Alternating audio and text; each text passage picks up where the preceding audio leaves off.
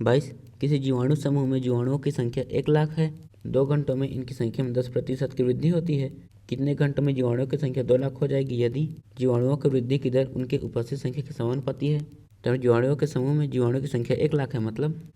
t बराबर 0 पर जीवाणुओं की संख्या 1,00,000 है और 2 घंटों में इनकी संख्या में 10% की वृद्धि होती है,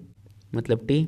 बराबर 2 पर इनकी संख्या में 10% की वृद्धि हो जाएगी। तो 1,00,000 का 10% हो जाएगा 1,10,000, मतलब t बराबर 2 पर जीवाणुओं की संख्या 1,10,000 है। तो हम इसमें t का मान ज्ञात करना है जब जीवाणुओं की संख्या 2,00,000 हो। और यहाँ पर पहले हम मान लेते हैं कि जीवाणुओं की संख्या x है और यहाँ पर हमें दिया है कि जीवाणुओं की वृद्धि की दर मतलब dx/dt उनकी उपस्थित संख्या के समानुपाती है। और यहाँ पर जीवाणु की संख्या है x, मतलब यहाँ पर dx/dt समानुपाती है x के। फिर हम समानुपाती का चिन्ह हटाएंगे तो यहाँ पर आ जाएगा dx/dt बराबर, जब हम समानुपाती का चिन्ह हटाते हैं तो कोई कांस्टेंट आता है, तो यहाँ पर कांस्टेंट है k, फिर यहाँ पर गुणा में x, फिर यहाँ पर dx है इसीलिए हम x को इस तरफ लाएंगे। तो यहाँ पर आ जाएगा dx बटे यहाँ पर x बराबर, हम dt को इस तरफ ले जाएंगे तो यहाँ पर आ जाएगा k, फिर यहाँ पर dt। तो अब हम इनका समाकलन करेंगे तो यहाँ पर पहले हम इसका समाकलन करेंगे तो यहाँ पर आ जाएगा log x बराबर, फिर यहाँ पर आ जाएगा k dt का समाकलन, यहाँ पर आ जाएगा t धन c, और यहाँ पर यह है हमारा समीकरण 1। तो यहाँ पर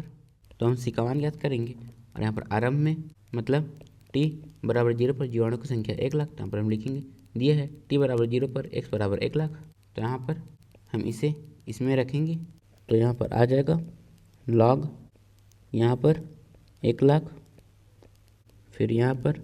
बराबर k, यहाँ पर t का मान रखेंगे जो है 0, फिर यहाँ पर धन c, फिर यहाँ पर k का 0 में गुणा तो यहाँ पर आ जाएगा 0, फिर हम 0 में c जोड़ेंगे तो यहाँ पर आ जाएगा c, तो यहाँ पर c का मान आया है ये, तो यहाँ से c बराबर आ जाएगा log 1,00,000। तो यहाँ पर हमें c का मान मिल गया तो c के मान को समीकरण 1 में रखेंगे, तो यहाँ पर हम लिखेंगे समीकरण 1 में c का मान रखने पर तो यहाँ पर log x बराबर kt धन, तो यहाँ पर c का मान आया है log, यहाँ पर आ जाएगा 1,00,000, फिर हम इसे इस तरफ लाएंगे तो यहाँ पर आ जाएगा log x ऋण log 1,00,000 बराबर kt, फिर हम इसमें log m minus log n का सूत्र लगाएंगे और यहाँ पर यह m और यह n, तो यहाँ पर आ जाएगा log, फिर यहाँ पर x बटे यहाँ पर आ जाएगा 1,00,000, फिर यहाँ पर बराबर यहाँ पर k, फिर यहाँ पर t, और यहाँ पर यह है हमारा समीकरण 2। फिर यहाँ पर 2 घंटों में इनकी संख्या में 10% की वृद्धि होती है, तो जब इसमें 10% की वृद्धि होगी तब पर इसका मान हो जाएगा 1,10,000, मतलब t बराबर 2 पर x का मान है 1,10,000, तो यहाँ पर हम लिखेंगे दिया है t बराबर 2 पर x का मान है 1,10,000, फिर यहाँ पर हम इसे इसमें रखेंगे तो यहाँ पर आ जाएगा log, फिर यहाँ पर आ जाएगा 1,10,000 बटे यहाँ पर आ जाएगा 1,00,000, फिर यहाँ पर बराबर यहाँ पर आ जाएगा k और यहाँ पर t का मान है 2, फिर इससे ये कट जाएगा, फिर हम 2 को इस तरफ ले जाएंगे तो यहाँ से k बराबर, तो यहाँ पर आ जाएगा 1 बटे 2, फिर यहाँ पर आ जाएगा log, यहाँ पर आ जाएगा 11 बटे 10, तो यहाँ पर हमें k का मान मिल गया तो हम k के मान को समीकरण 2 में रखेंगे, यहाँ पर हम लिखेंगे समीकरण 2 में k का मान रखने पर यहाँ पर आ जाएगा log x बटे 1,00,000 बराबर यहाँ पर 1 बटे 2, फिर यहाँ पर आ जाएगा log 11 बटे यहाँ पर 10, फिर यहाँ पर आ जाएगा t,